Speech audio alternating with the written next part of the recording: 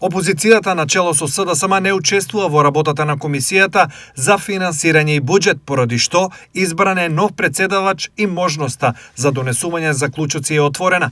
Во конкретниот случај станува збор за заем од 260 милиони евра, за што опозициониот лидер Венко Филипче се противи. Секојдневно гледаме како владата на Христијан Мицковски ја турка земја во должничко ропство.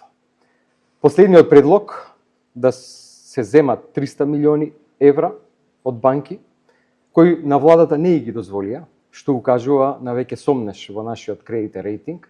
Имено конзорциум на банки дозволија кредит од само 260 милиони евра.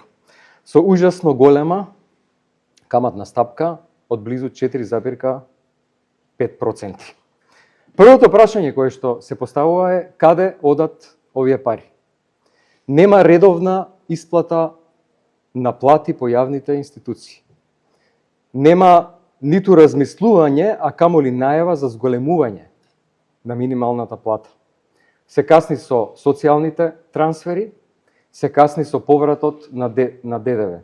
И кај компаниите кои што се месечни и тромесечни обврзници. Дополнително, СДСМ се заканија и со кривична пријава и интерпелација против претседателот на Собранието Африм Гаши, кој според нив постапил спротивно собранискиот деловник. Скандал кој што не е нов и кој што претседателот на Собранието веќе во континуитет го спроведува, а тоа е да, кршејќи го деловникот, закажува состанок на комисијата за финансирање и буџет, комисија која што ја води нашата пратеничка, Сања Лукаревска, и покрај тоа што е таа тука и не е отсутна, а деловникот тоа не го дозволува, кога пратеникот е тука, тој задолжува друг пратеник да ја води ова комисија. Имајќи предвид дека ова е веќе пракса на претседателот на Собранието Африм Гаши и со тоа го крши деловникот, најавуваме дека ќе поднесеме